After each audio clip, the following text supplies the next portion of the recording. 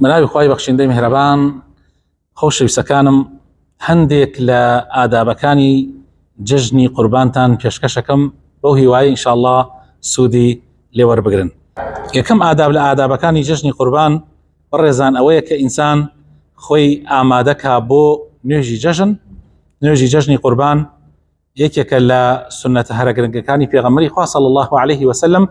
خۆ ئامادەکردنیش بەوە ئەبێ کەوا ئینسان خۆی بشوە و پاشان جوانترین جلوبەرگەکانی لەبەر بکە و سنەتە ئینسان خۆی و ماڵ و مناڵی ئامادەی نوێژی جژن ببن.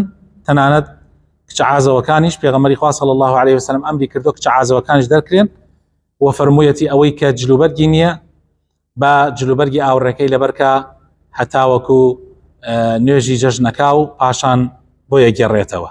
کەوا بوو سنەتە ئێمە بە خاو خێزانەوە بەشداری نوێژی جژن بکەین، بەس ئافرەتان ئاگایان لە خۆیان بێ شتێک نەکەن کە خوا پێی ناخۆش بێ. پێغەمبەری خۆشەویستمان صلی الله عليه وسلم بۆ نوێژی جژنی ڕەمەزان پێشەوە بڕوا چەند خورمایەکی خوارد، بەڵام بۆ نوێژی جژنی قوربان هیچی نەئەخوارد تا ئەگەڕایەوە و قوربانەکەی سرە بڕی و لە گۆشتی قوربانیەکەی خۆی سوورە کردەوە و ئەی خوارد.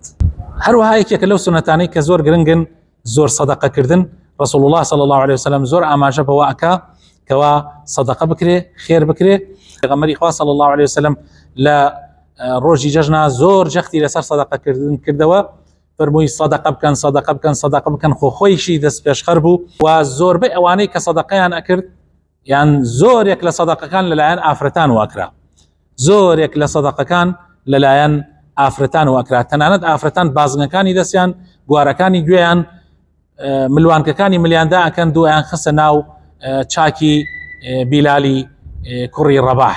هەروەها سنەتە ئینسان کاتێک ئەڕوا بۆ نوێژی جژن لە ڕێگایەکەوە بچێ و کاتێک شەگەڕێتەوە لە ڕێگایەکی ترەوە بچێ. پێغەمبەری خوا صلی الله عليه وسلم وایە کرد. هەروەها سنەتە نوێژی جژن کاتی ئینسان چێ بۆ نوێژی جژن بە پێ بڕوا، سنەتە بە پێ بڕوا بۆ شوێنی جژن. تەکبیراتی جژن یەکێکە لەو سنەتانەی کە پێویستە زیندوو بکرێتەوە و پێویستە گرنگی پێ بدرێ. الله أكبر الله أكبر الله أكبر لا إله إلا الله الله أكبر الله أكبر ولله الحمد. لا حمور ڕۆژانی جژنی قوربانە ئەمە سنەتە و بەتایبەتی دوای نوێژە فەرزەکان. پیرۆزباییکردن لە یەکتری سەحابەی پێغەمبەری خوا صلی الله عليه وسلم لە جژنانە پیرۆزباییان لە یەکتریە کرد، ئەیان تقبل الله منا ومنكم. قوربانی کردنیش ئەوە سنەتێکی زۆر گەورەیە، رسول الله صلی الله عليه وسلم ئەنجامی ئەدا و ئەصحابەکانی پێغەمبەری خوا صلی الله عليه وسلم ئەنجامیان ئەدا و بەتایبەت لە ڕۆژی یەکەمە.